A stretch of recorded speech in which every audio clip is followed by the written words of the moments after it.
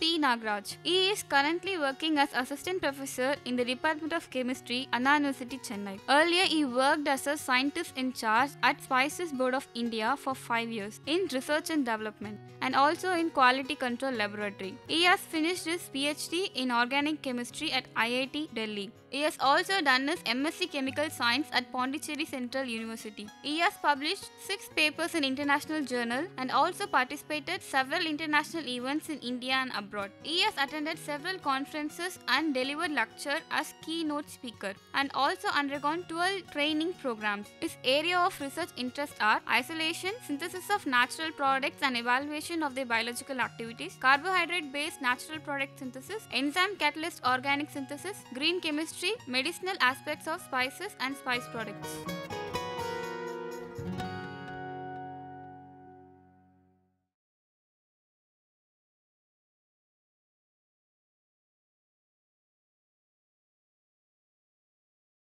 Welcome to UGC lecture series in polymer science.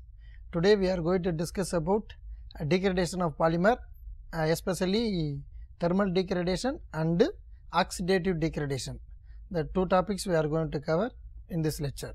So, today lecture content is thermal degradation and its mechanism, depolymerization and its mechanism, introduction to oxidative degradation, factor causes by photooxidation, mechanism of oxidative degradation. In case of thermal degradation, we have already discussed in previous class unzipping, which is opposite to zipping.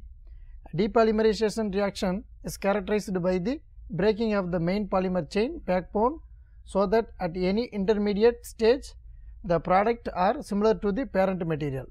This is what in the case of depolymerization, the main backbone chain will get attack, which will give fragmentation of product, which is similar structural pattern, which is same as the main backbone chain.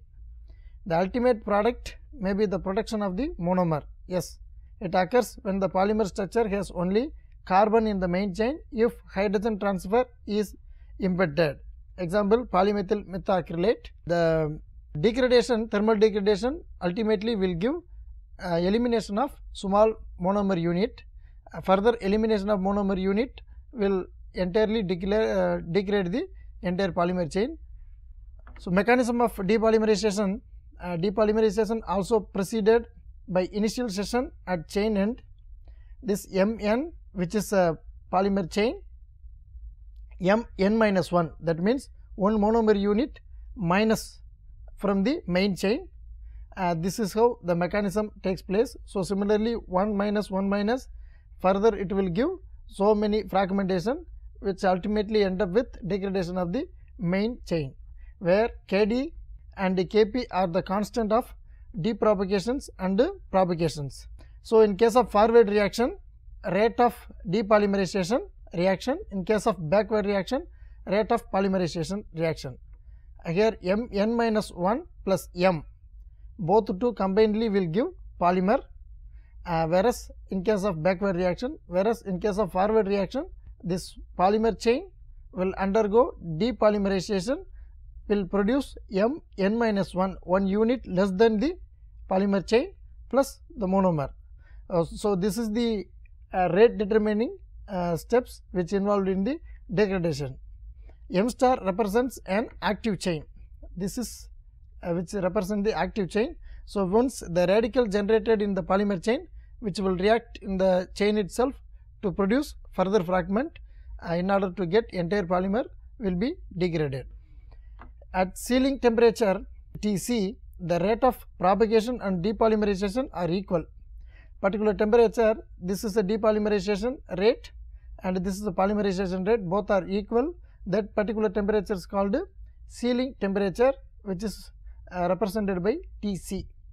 If molecular weight is high, molecular weight greater than 1, then Mn minus 1 and Mn are indistinguishable. Suppose if you are taking high molecular weight polymer, several thousands of polymer, if removal of one monomer unit, nothing. So, it will almost exist as the same polymer chain, but we can't see whether one monomer unit eliminated or not. That is what the meaning of this one. K D, depolymerization rate equal to polymerization rate, expressing the rate constant in Arrhenius form, which is a well known chemist Arrhenius. So the rate of depolymerization they are representing exponential term equal to rate of polymerization. Depolymerization and polymerization are called collision frequency factor. Rearrangement gives the following relationship for the sealing temperature, which is represented Tc, rate of polymerization minus depolymerization divided by this polymerization and depolymerization, which will give the exactly how the sealing temperature will affect the rate of polymerization and depolymerization. Ed and Ep are called activation energy for depolymerization and polymerization respectively. Sealing temperature varies with the polymer structure. Example, sealing temperature of polystyrene, which is 310 degrees Celsius, but only 61 degrees Celsius. So sealing temperature of vinyl polymer, example given here, polyethylene and polypropylene, the two different type of temperature which is known for these two structure. Upon degradation, the sealing temperature is for polyethylene 400 degrees Celsius, whereas polypropylene, which is 310. As we discussed in the previous class, the primary carbon, the breakage of CC bond, which is required high calorie energy than the secondary tertiary carbon, and that is what which is indicates. The first one is a polyethylene, which is a primary carbon, which required more sealing temperature 400 degree, whereas here the secondary carbon, which is present in polypropylene, which require only 310 degrees Celsius. Another step, very important step in the depolymerization is termination. Termination of polymerization reaction result in head-to-head linkage, and that is the monomer units are attached in which some of the monomer are oriented opposite to the remainder of chain. Finally, foreign atoms or groups may incorporated into polymer chain. It may occur due to impurities, polymerization initiators or catalyst. So in case of polymer chain reaction, the final step is chain termination, either which may happen to link between head to head, both will connect together, will end up the chain reaction, or head to tail also will give end up the polymerization reaction. On the other hand, which will give add some impurity or initiator, which will be added in the beginning of the polymerization process, that will add into the polymer chain, then end up the train propagation step, which will come under this category of chain termination. So this is overall reaction which is represented here. First step is initiation. Here the chain which will start initiate will give the two different radicals, which is the first step, followed by next one is depolymerization, where the polymer chain radical present in the polymer chain, which will undergo further reaction, will give another class of radical chain plus elimination of some molecule. And another step which is coupling of intermediate, in case where the two eliminated product can couple together, will give another this kind of compound, or the two radical things attached together will give this kind of product, depend upon the availability of the reactant. And the chain transfer also possible, where the radical, the chain can transfer to other molecule and which can stop itself, which can be represented here, one of the chain which is transferred to radical to other chain. So this is how the degradation of polymer which is takes place. Another class of degradation in thermal, which is a non-chain scission of reaction.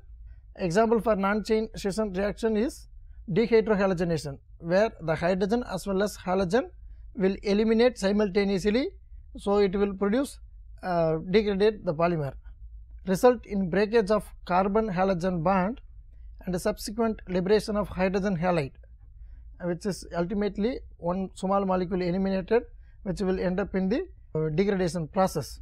PVC polyvinyl chloride undergoes dehydrochlorination at temperature near and above glass transition temperature 87 degrees Celsius to yield hydrogen chloride and polyene structure accompanied by intense color formation.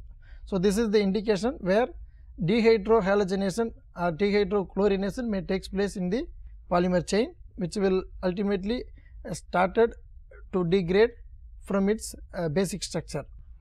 The structure which is represented here, this is the chain, polymer chain, where this carbon atom having chlorine and adjacent to carbon atom having hydrogen.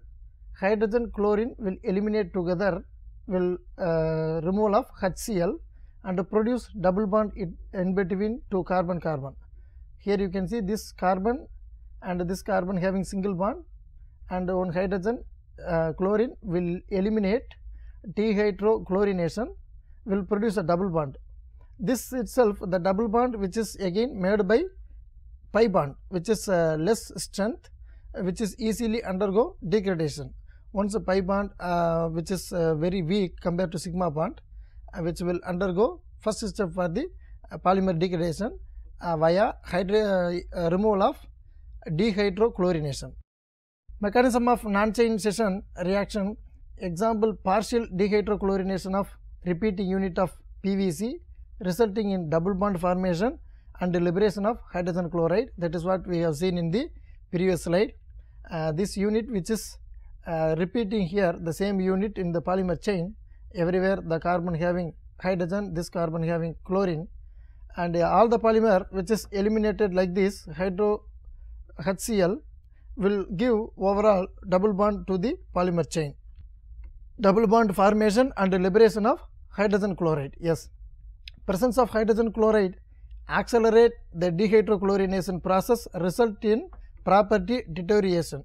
That means once one molecule elimination of HCl will induce other molecule also get eliminate. So overall what will happen? All the carbon having the hydrogen and chlorine, it both will get eliminate. The entire polymer chain will be having double bond, like what we discussed in the previous slide. So that will start the degradation of the polymer chain. Prevention from thermal degradation of PVC.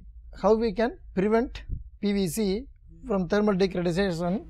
PVC can stabilize by adding compound that interfere with degradation process and neutralize hydrochloric acid formed, trap free radicals or react with double bond to prevent chain session. This is one how. Another one is commercial PVC contain organoid tin or thermal stabilizer, which can act as a barrier for the elimination of HCl. Only thing is, in PVC what will happen? The hydrogen and chlorine get eliminated in thermal condition. We have to stop the elimination process, either any one of this method. You can give any coating in organoid tin or thermal stabilizer, or trap the free radical, whatever radical produced in the polymer which should be trapped. Either way you can avoid or protect the PVC. Strategies for thermally stable polymer. The high temperature physical properties of polymer can improve by increasing interaction between polymer chain or by chain stiffening. So strength, normally polymer chain strength will get increased where the polymer chain stiffening in between the two chains or more number of chains. On the other hand, we can make a interaction between this hydrophobic or hydrophilic, two kind of interaction will be there in case of polymer chain, that we have to increase the interaction and chain stiffening. These two steps will give more strength or more stability to the polymer chain. And the other one is many flame retardant additives designed to improve the fire resistance of certain polymer are thermally liable. That means you can do flame retardants. Flame retardants, some of the material which can't catch fire easily. This kind of material if add to the polymer, what it will happen? This won't allow or it won't catch easily fire. So we can save the polymer from thermal degradation or decomposition. And other one is at high temperature, most successful polymer are with highly aromatic structure, especially with heterocyclic ring. The successful polymer means which can be more stable towards thermal if the polymer chain having side chain is aromatic or heterocyclic compound. Example, aromatic means you can see benzene, naphthalene or styrene, this kind of aromatic ring, or heterocyclic pyridine, ferrol, furan, this kind of heterocycle which may attach to the main chain, which will increase the stability of the polymer towards thermal degradation. The softening temperature can also increased by chain stiffening by the use of aromatic or heterocyclic structure in polymer backbone. So, softening temperature, again if you increase the temperature, the molecule will not get break or degrade suddenly. It will go some stage where the polymer will get like a paste or something that can withstand some particular temperature. That kind of property will increase if you are introducing the polymer chain either aromatic ring or heterocyclic compound into the polymer chain. Other thermostable polymer include ladder polymers and extensively cross-linked polymers, and cyclized PAN is an example for ladder polymer where two chains are periodically interlinked. Other polymers such as rigid polyurethane are sufficiently cross-linked. So, only thing is you want to make strength to the polymer, either you can do the side chain, you can make it aromatic or heterocyclic compound, and on the other hand you can increase the cross linking between the two polymer chain, so that it will make more strength to each other. It will produce a highly stable, thermally stable polymer compound. Resonance stabilization, energies up to 16.7 kilojoule mole result in high main chain bond strength and high thermal stability. Again, resonance stabilization we discussed it in the previous class. Resonance effect will come because of extended conjugation, where the aromatic groups which is having the resonance stabilization, if you increase the aromatic group into the polymer chain, ultimately you can increase the stability of the polymer via resonance stabilization. Polymers having high temperature stability as well as other high performance properties are called as specialty polymer. So, which we will discuss it in the previous paper, specialty of polymer, that we have the polymers having high temperature stability, high performance property, specialty of polymer we have studied. There we can see some of the polymer which is having stable at very high temperature, some of them are act as an insulator, and some of them polymer will survive very low temperature like -20, -30, something like that. So, this is a peculiar property or special property of some of the polymer which we have discussed in the earlier classes, and they are used in aerospace, electronics, etc., especially aerospace industry, where the material which can be used in high altitude condition, where the temperature fluctuation and pressure fluctuation everything will be there. There the polymer material have to survive in better manner, then only that can be used for this kind of industries. Thermally stable polymer, which is shown here, aromatic polyester structure is shown here, and polyphenylene, where the benzene ring which will undergo polymerization will produce polyphenylene chain. The class transition temperature for aromatic polyester which is 480 and the polyphenylene is 660, which indicates that if you are increasing aromatic ring via resonance, which is more stable than the increasing some other heteroatom into the polymer chain, you can see the temperature which is very high if you are only connecting aromatic ring like this. So, another class of this one we are seeing here for degradation is oxidative degradation. Oxidative degradation nothing but the molecule which will undergo oxidation. The polymer chain will undergo oxidation, will produce change the properties and nature of the physical appearance, everything will undergo degradation. Polymers undergo oxidation particularly at elevated temperature or during exposure to UV light. Polymer will undergo oxidation especially in high temperature UV light. That means if open space every day the sunlight fall on the material which is made up of polymer, which will undergo oxidation. It's a slow process. So, after some time the polymer material property will get changed, that is because of the polymer material gets oxidation which will undergo degradation slowly. Shown here, the oxidation leads to increasing brittleness and deterioration in strength. That is what ultimately if you are keeping it for long time in sunlight, what will happen, the polymer material will get brittleness, easily get break down into smaller pieces, that is called UV oxidative degradation. Photooxidation again The combined effect of light and oxygen is called photooxidation, and action of ozone is known as ozonolysis. So, here two things, one is photooxidation. Photo means light, using light, oxidation means oxygen absorption to the molecule. So, using light which will activate oxygen molecule to react with the polymer to make it some other material which will undergo degradation. This is one way. On the other hand, if we are using ozone, which is a different molecule from oxygen, the molecular formula of ozone is O3, which will react with the polymer, will produce some other polymeric material. The property of polymeric material will get change, either increase or decrease. This process is called ozonolysis, whereas if you are using light and oxygen, that is called photooxidation. Oxidative degradation occurs intermediate formation of peroxy radicals. So, this is another important property. If the molecule undergo oxidative degradation, first it will form peroxy radical, which is the initial step, which will undergo attack the polymer chain. It will further degrade into smaller molecules. So, the intermediate is peroxy radical formation, which is the first step. UV radiation. Exposure to ultraviolet radiation may cause significant degradation of many material. UV radiation cause photooxidative degradation, which result in breaking of the polymer chains. Again, UV radiation, which is comes under some of the UV radiation having some wavelength, which is present in the sunlight, especially which will attack the polymer. The polymer will undergo degradation, either via brittleness increases or the property will decreases. It produces radicals and reduces the molecular weight. Okay.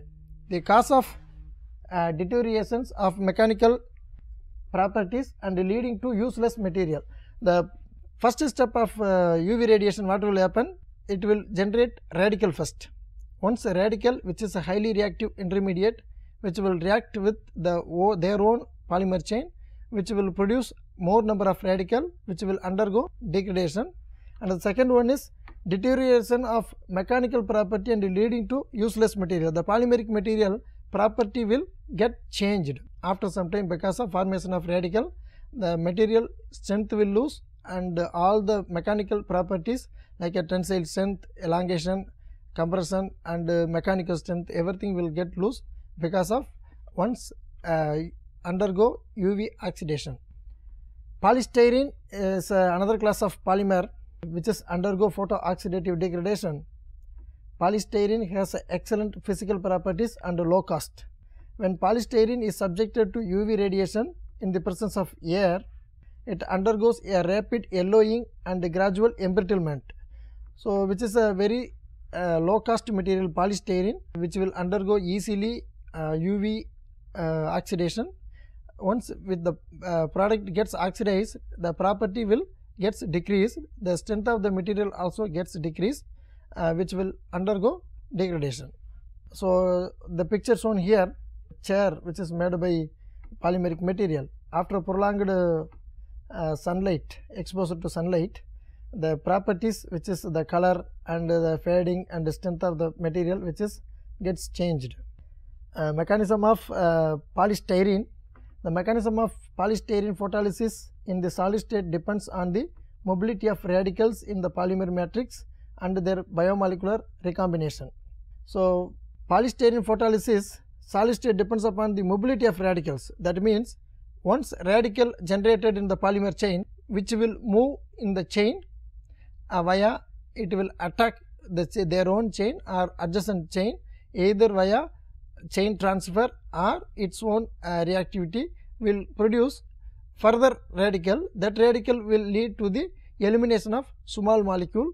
That means, the molecule higher more number of chain will converted to less number of chain with the elimination of small molecule like monomer unit. Hydrogen radicals diffuse very easily through the polymer matrix and combine in pair or abstract hydrogen atom from polymer molecules. The phenyl radical has limited mobility. So, next another important point is, if the radical generated as a H dot hydrogen, which is a very small in size, which can easily penetrate the polymer chain. It can go to or it can diffuse any place of the polymer chain. It will react at any part. If the substituent is aromatic phenyl ring, which is a bulky in nature, big size, so it can't penetrate or diffuse like hydrogen.